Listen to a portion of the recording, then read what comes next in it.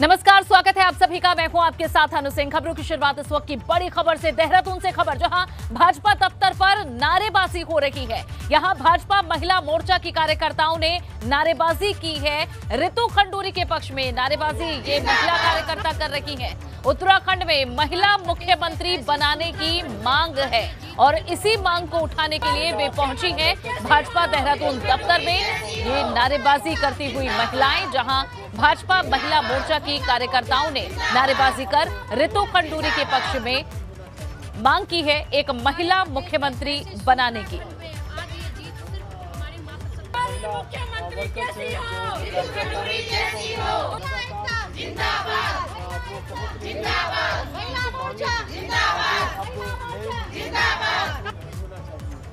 तो ये देहरादून में बीजेपी दफ्तर की आप तस्वीरें देख रहे हैं, जहां भाजपा महिला मोर्चा की कार्यकर्ता नारेबाजी कर रही हैं और इनकी मांग है कि एक महिला मुख्यमंत्री बनना चाहिए। और रितु खंडूरी के पक्ष में ये नारेबाजी करती हुई महिला कार्यकर्ता हैं। उत्तराखंड में एक महिला मुख्यमंत्री बनाने की मांग को लेकर ये महिला कार्यकर्ता भाजपा दफ्तर पहुंची हैं। पंकज राणा हमारे संवाददाता जुड़े हैं। पंकज, ये बहुत महत्वपूर्ण समय है जब मुख्यमंत्री पद किसे मिले इसका निर्णय करना है और अपनी अपनी मांगे रखी जा रही हैं। इसी में शामिल ये महिला कार्यकर्ता भी हैं, क्या कहना है और इनका?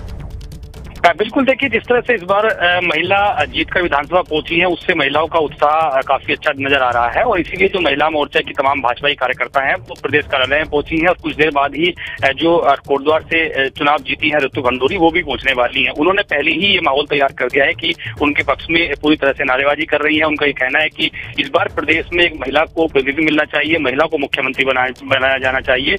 जो रितु खंडूरी है वो कोटद्वार से चुनाव जीती है और भुवन चंद खंडूरी जो पूर्व मुख्यमंत्री है उनकी बेटी भी है। इसीलिए ये पूरी तरह से माहौल बनाने की कोशिश की जा रही है। लेकिन देखिए, ये क्योंकि भाजपा का केंद्रीय नेतृत्व तय करता है कौन मुख्यमंत्री होगा कौन नहीं होगा, किसके साथ ताज सजेगा, इसको थोड़ा इंतजार करना होगा। फिलहाल अभी भी प्रदेश कार्यालय में सैकड़ों महिला इकट्ठा हो गई हैं, वो माहौल तैयार कर रही है महिलाओं को प्रतिनिधित्व के लिए और लगातार मांग कर रही है कि रितु खंडूरी को मुख्यमंत्री बनाया जाए। लेकिन पंकज, ये भी बताएं कि क्या जो नाम चल रहे हैं उसमें रितु खंडूरी का नाम शामिल भी है? देखिए, चर्चाओं में रितु खंडूरी का नाम चल रहा है और जिस तरह से जो कई नाम निकलकर सामने आ रहे हैं उसमें महिला के तौर पर रितु खंडूरी को देखा जा रहा है कि वो महिला के रूप में अगर महिला पर मोहर लगाती है भाजपा तो रितु खंडूरी से मुख्यमंत्री हो सकती है, क्योंकि वो पूर्व मुख्यमंत्री भुवन चंद खंडूरी की बेटी भी हैं और दूसरी बार चुनाव जीती है। पहले वो यमकेश्वर से चुनाव जीतकर विधानसभा पहुंची थी और दूसरी बार उन्होंने कोटद्वार से चुनाव लड़ा है। कोटद्वार की इसलिए भी देखिए महत्वपूर्ण विधानसभा रही है क्योंकि 2012 में इसी सीट से भुवन चंद खंडूरी चुनाव हारे थे एज मुख्यमंत्री रहते हुए। तो ये कहा जा रहा है कि बेटी ने पिताजी की जीत का बदला लिया है और वो वहां से जीत कर आई है, तो इसीलिए उनका नाम चर्चाओं में जरूर है। लेकिन फिलहाल अभी इतना ये कह पाना मुश्किल है कि मुख्यमंत्री कौन होगा, क्योंकि पार्टी अपने मंथन में जुटी हुई है। जी पंकज, शुक्रिया जानकारी के लिए। बढ़ेंगे आगे। सूत्रों के हवाले से एक और बड़ी खबर मिल रही है। अखिलेश और आजम खान बने रह सकते हैं लोकसभा सदस्य। सूत्रों के हवाले से बड़ी खबर है। अखिलेश यादव आजमगढ़ से और आजम खान रामपुर से लोकसभा सदस्य हैं। दोनों ने विधानसभा चुनाव जीता है। अभी लोकसभा में पार्टी के सिर्फ और सिर्फ 5 सदस्य हैं। सपा लोकसभा में कमजोर नहीं होना चाहती है, सूत्रों के हवाले से खबर है। इसी वजह से ये फैसला लिया जा सकता है। अखिलेश आजम विधानसभा सदस्य से इस्तीफा दे सकते हैं। सूत्रों के हवाले से खबर है। पार्टी की स्थिति लोकसभा में मजबूत रखने के लिए अखिलेश यादव आजमगढ़ से और आजम खान रामपुर से लोकसभा सदस्य बने रह सकते हैं। तो सूत्रों के हवाले से बड़ी जानकारी मिल रही है, जहां दोनों ने विधानसभा चुनाव तो जीत लिया, लेकिन अभी वे लोकसभा में अपनी पार्टी की स्थिति को मजबूत करने के लिए 5 सदस्य क्योंकि सिर्फ वहां है, ऐसे में इस मजबूती के लिए वे अपने विधानसभा पद से इस्तीफा दे सकते हैं। सदस्य वे लोकसभा के ही बने रह सकते हैं। और शैलेश अरोड़ा हमारे संवाददाता और ज्यादा जानकारी देंगे। शैलेश, अभी फिलहाल ये सूत्रों के हवाले से जानकारी है, लेकिन इस पर मोहर कब तक लग सकती है? कितनी मजबूती मिल रही है इसे?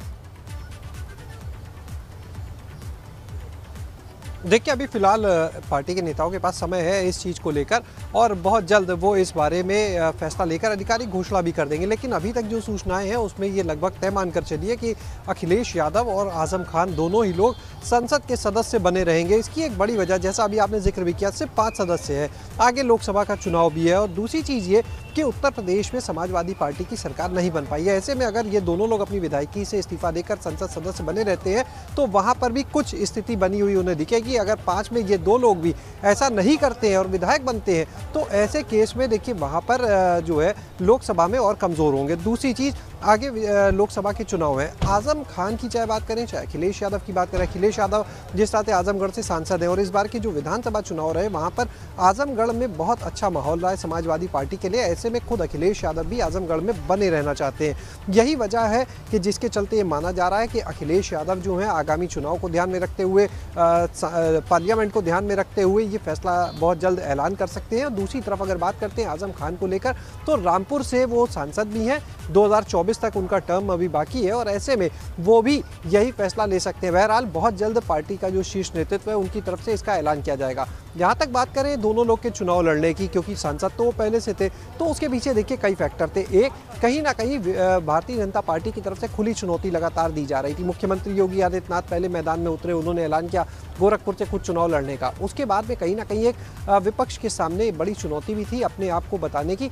ऐसे में उस चुनौती को स्वीकारते हुए आप कह सकते हैं अखिलेश यादव ने चुनाव लड़ा। दूसरी चीज़ अगर हम बात करते हैं तो चाहे आजम खान हो चाहे अखिलेश यादव सपा अध्यक्ष, दोनों के साथ एक चीज़ और है, जब पार्टी के बड़े नेता खुद मैदान में होते हैं तो जो बाकी के कार्यकर्ता होते हैं उनका उत्साह भी बढ़ता है, जो बाकी प्रत्याशी होते हैं उनका उत्साह भी बढ़ता है। और ये भी एक बड़ा फैक्टर रहा कि इन दोनों लोग को पार्टी की तरफ से फैसला लिया गया चुनाव लड़ने का। इसके अलावा बहुमत की सरकार बनाने का लक्ष्य लेकर समाजवादी पार्टी चल रही थी। ऐसे में एक एक सीट बहुत मायने रखती है और इसी वजह से कहीं ना कहीं ये भी देखिए एक फैक्टर है कि जब समाजवादी पार्टी ने इन दोनों नेताओं को का नाम तय हुआ, यानी अखिलेश यादव तो आजम खान, तो ये भी बताएं क्लियर हो जाएंगी। जहां समाजवादी पार्टी कह रही थी कि एक मजबूत विपक्ष की भूमिका भी वे निभाएंगे, अगर वे विधानसभा में रहते तो शायद ज्यादा वे सवाल पूछ पाते या फिर ज्यादा अपने सूबे की जो जनता है उनका प्रतिनिधित्व कर पाते। बहरहाल ये फैसला लगभग अब तय भी हो जाएगा और इसका भी ऐलान हो जाएगा, उसका इंतजार रहेगा। फिलहाल शुक्रिया शैलेश इस पूरी जानकारी के लिए।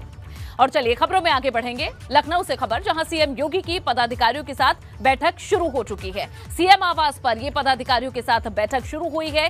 स्वतंत्र देव समेत तमाम पदाधिकारी बैठक में पहुंचे हैं। सुनील बंसल भी इस बैठक में मौजूद हैं। तो बड़ी खबर, जहां सीएम योगी की पदाधिकारियों के साथ बैठक शुरू हो चुकी है। लखनऊ में बैठक चल रही है सीएम के आवास पर ही, जहां पदाधिकारी पहुंचे हुए हैं। इनमें स्वतंत्र देव समेत तमाम पदाधिकारी बैठक में शामिल हैं। सुनील बंसल भी इस बैठक में पहुंचे हुए हैं।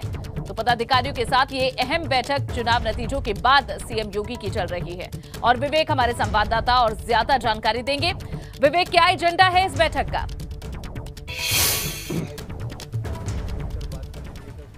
देखिए अनु, बैठक अभी शुरू हो चुकी है। ये था कि 12 बजे के आसपास सारे पदाधिकारी यहाँ पर आएंगे और हम सीएम आवास के बाहर ही खड़े हैं। आपको दिखाएंगे कि यहाँ पर सुरक्षाकर्मी हैं और अंदर पूरे दरबार हो चुके हैं। बैठक का मुद्दा जो है, चूंकि चुनाव जीते हैं, आज ही ये संभावना जताई जा रही है कि शाम को मुख्यमंत्री योगी आदित्यनाथ सीधे यहाँ से दिल्ली पहुँचेंगे और दिल्ली जाने से पहले संगठन के पदाधिकारियों के साथ ये तय करना ज़रूरी है कि कौन कौन से मुद्दे हैं, कौन कौन सी बातें हैं, क्योंकि सरकार का गठन होना है।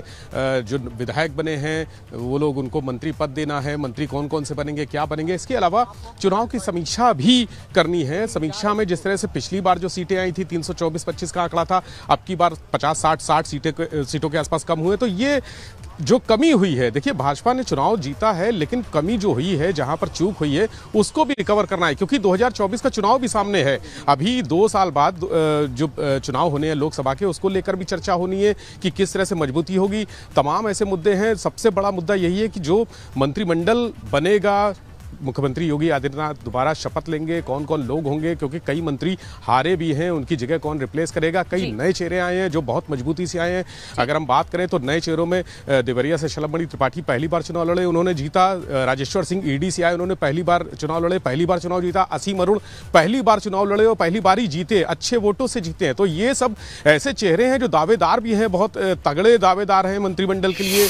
तो इनके नामों पर चर्चा होगी। यहाँ से जो सूची फाइनल होगी, जिन नामों पर एक तरह से यहाँ पर स्वीकृति होगी, उसको दिल्ली में ले जाके डिस्कशन किया जाएगा, वहां मोहर लगेगी।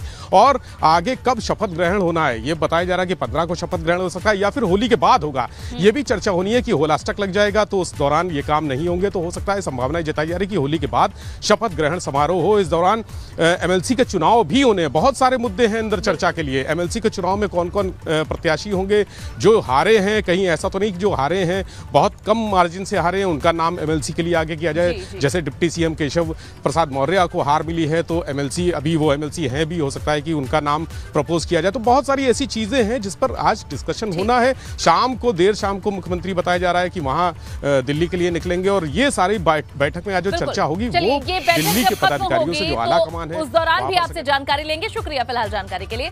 बढ़ते हैं आगे। चुनाव नतीजों के सामने आने के बाद आज निषाद पार्टी के अध्यक्ष संजय निषाद ने एक प्रेस कॉन्फ्रेंस की। इस दौरान उन्होंने कहा कि आज हम 1 से 11 हो गए हैं। हमारे सभी जीते हुए विधायक एक बल एक शक्ति हैं। चुनाव में जीत हासिल करने के लिए उन्होंने भाजपा को धन्यवाद किया है। पीएम मोदी, सीएम योगी, अमित शाह समेत दिग्गज भाजपा नेताओं का उन्होंने शुक्रिया अदा किया।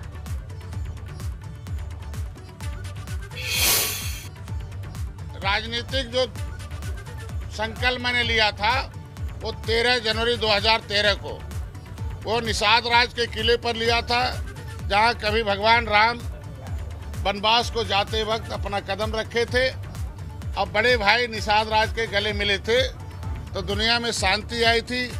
अब बदले में निषाद राज ने अपनी सेना देकर श्रीलंका पर विजय प्राप्त किया था। रावण का वध हुआ था। तो 2 राज्य था, एक रावण राज, एक राम राज। तो रावण राज खत्म होकर पूरे देश में राम राज आया था। उसी तरीके से आपके बीच में मैं आप लोगों के इस प्यार और स्नेह जो आपने मार्गदर्शन दिया, मैं आप लोगों का आभार प्रकट करता हूं, धन्यवाद देने के लिए आया हूं। जिस तरीके से राम निषाद राज जी को गले लगाए थे, उसी तरीके से मोदी और योगी जी ने, भारतीय जनता पार्टी ने हमें उसी राम राज की स्थापना के लिए, और जो पिछली सरकारें रावण राज का प्रयोग करके जनता को दुख दे रही थी, उन्हें हटाने के लिए, उन्हें पुनः रोकने के लिए जिस तरीके से उन्होंने प्यार और स्नेह भारतीय जनता पार्टी ने दिया, मैं आज प्रेस मीडिया के माध्यम से भारतीय जनता पार्टी को भी धन्यवाद दूंगा कि उन्होंने जिस तरीके से अपने प्रत्याशियों के लिए, जो एक अफवाह था कि भारतीय जनता पार्टी जिसे लाती है उसे बढ़ने नहीं देती है या उसे सहयोग नहीं करती, लेकिन मित्रता का जो मैंने देखा भारतीय जनता पार्टी का सहयोग, कि भारतीय जनता पार्टी जिस तरीके से अपने प्रत्याशियों को जिताने के लिए जिस तरीके से उन्होंने काम किया था तन मन धन से, उसी तरीके से निषाद पार्टी के भी जो प्रत्याशी थे उसको भी भारतीय जनता पार्टी ने। विधानसभा चुनाव में हार के बाद स्वामी प्रसाद मौर्य ने अपना सरकारी बंगला खाली कर दिया है। स्वामी प्रसाद मौर्य 14 कालिदास इलाके में मौजूद सरकारी बंगले को खाली कर अब अपने गोमती नगर में बने निजी आवास पर शिफ्ट हो चुके हैं। एबीपी गंगा संवाददाता शैलेश अरोड़ा की ये रिपोर्ट देखिए। मंत्री पद छोड़ने और उसके बाद भाजपा से इस्तीफा देकर समाजवादी पार्टी में जाने के बाद भले ही स्वामी प्रसाद मौर्य ने अपना सरकारी बंगला खाली ना किया हो, लेकिन अब जबकि जिस सीट से वो चुनाव लड़े वहां पर जब जनता ने नकार दिया और वो चुनाव हार गए, उसके बाद आज स्वामी प्रसाद मौर्य ने अपने सरकारी बंगले जिसका पता है 14 कालिदास मार्ग, उसको खाली कर दिया है। अधिकतर सामान जो यहाँ पर उनका था वो यहाँ से ले जाया जा चुका है। गोमती नगर स्थित उनका जो निजी आवास है वहाँ पर ये सारा सामान शिफ्ट किया जा रहा है। आप देख सकते हैं फिलहाल घर के जो दरवाजे हैं बंद हैं। जो उनके साथ के कुछ लोग हैं वो भी अब गेट को नहीं खोल रहे हैं किसी के आने जाने पर। बाहर जो एक नेम प्लेट लगी होती थी स्वामी प्रसाद मौर्य के नाम की मंत्री पद की, उसको भी अब पलट दिया गया है। जो सुरक्षाकर्मी थे वो भी अब यहाँ पर नहीं है। कुल मिलाकर हार के बाद, शिकस्त के बाद स्वामी प्रसाद मौर्य ने अपने अब इस सरकारी बंगले को आखिरकार खाली कर दिया है। कैमरा सहयोगी राजू के साथ शैलेश अरोड़ा, एबीपी गंगा, लखनऊ। उधर योगी आदित्यनाथ ने यूपी में भाजपा को प्रचंड बहुमत से जीत ही नहीं दिलाई, बल्कि नोएडा को लेकर चर्चा में रहे मिथक को भी तोड़ दिया। इसी को लेकर एबीपी गंगा संवाददाता बलराम पांडे ने नोएडा के लोगों से बात की और उस मिथक के टूटने की वजह भी जानने की कोशिश की। नोएडा का एक मिथक था कि जो भी मुख्यमंत्री नोएडा में आता था वो दोबारा मुख्यमंत्री नहीं बन पाता था, लेकिन इस बार के चुनाव में भारतीय जनता पार्टी को प्रचंड जीत ही नहीं दिलाई, बल्कि योगी आदित्यनाथ ने इस मिथक को भी तोड़ दिया है। नोएडा के इस मिथक को टूटने के बाद नोएडा वासी क्या कहते हैं, यही जानने के लिए हम नोएडा के लोगों के पास पहुंचे हैं। इस मिथक को टूटने के बाद आपको क्या लगता है, कैसे टूटा ये मिथक? ये भ्रम था या फिर वाकई कोई बात थी? ये केवल भ्रम था। इस नोएडा में विजिट करने के बाद जिन जिन चीफ मिनिस्टर्स की गद्दी गई है, उन्होंने नोएडा पे इल्ज़ाम लगाया है। नोएडा तो एक निरंतर ही प्रगति करने वाला बहुत ही प्यारा सा शहर है, और ऐसा कहकर उन्होंने नोएडा की जनता को एक तरह से अपमानित ही किया है, ये मिथक लगाकर। आपने तो नोएडा में कई मुख्यमंत्री के आगमन को भी देखा, कई सरकारें भी देखी, लेकिन आज ये मिथक टूटा है, क्योंकि मुख्यमंत्री योगी आदित्यनाथ इतने बार नोएडा आ चुके हैं कि उसकी गिनती नहीं, एक दो बार नहीं बल्कि लगभग 18-20 बार आ चुके हैं। देखिए, नोएडा ये जो मिथक था बिल्कुल ही, और नोएडा एक बड़ी प्रगतिशील एरिया है और मोस्ट एजुकेटेड इस वक्त जो है हर इलाके से यहाँ एजुकेटेड लोग, जनता बच गई है। मैं पिछले 40 साल से यहाँ हूँ। जितना भी चीफ मिनिस्टर्स गए हैं उन्होंने उनकी अपनी ही गलतियों की वजह से गए हैं, और या उन्होंने अपना जो है प्रोग्रेस नहीं दिखाई जो नोएडा को या एजुकेटेड क्लास को उम्मीद थी उनसे। यानी विकास नहीं किया और मिथक बना दिया नोएडा को। देखो, विकास किया सागर प्रथम योगी आदित्यनाथ ने, भारतीय जनता पार्टी की सरकार ने। माननीय मुख्यमंत्री योगी आदित्यनाथ एक योगी हैं। योगी होने के साथ साथ उन्होंने दो मिथक तोड़ दिए यहाँ के उत्तर प्रदेश के। एक तो उत्तर प्रदेश में नोएडा जो सबसे अच्छा और सुंदर शहर है, जिसको उत्तर प्रदेश की शो विंडो कहा जाता है, उसको तोड़ दिया। दोबारा यहाँ पर मुख्यमंत्री बन के उत्तर प्रदेश के वो भी मिथक तोड़ दिया। योगी हैं, संत हैं, महात्मा हैं, इनको किसी भी चीज़ की उससे दिक्कत नहीं है। योगी और संत महात्माओं को किसी भी मिथक को तोड़ने में कोई टाइम नहीं लगेगा, क्योंकि वो तो एक ऑलरेडी योगी है ना। उन्होंने इस शहर के विकास किया, इस प्रदेश का विकास किया, इसलिए वो दोबारा मुख्यमंत्री भी बन गए। और उत्तर प्रदेश नोएडा में जो आने से कतराते थे वो इतनी बार आए शायद गिनती भी ना कर पाए। ये नोएडा के लोग हैं और इनका कहना है कि योगी आदित्यनाथ जैसे ही दोबारा मुख्यमंत्री पद की शपथ लेंगे, सबसे पहले वो नोएडा का ही दौरा करेंगे, ऐसा नोएडा वासियों का कहना है। क्योंकि वो मानते हैं कि जिस तरीके से योगी आदित्यनाथ ने इस मिथक को तोड़ा है और विकास की गंगा प्रदेश और नोएडा में बहाई है, वो विकास की गंगा निरंतर बहती रहे, इसके लिए योगी आदित्यनाथ से नोएडा वासियों को काफी ज्यादा उम्मीद है। नोएडा से वीडियो जर्नलिस्ट कपिल सोलंकी के साथ बलराम पांडे, एबीपी गंगा।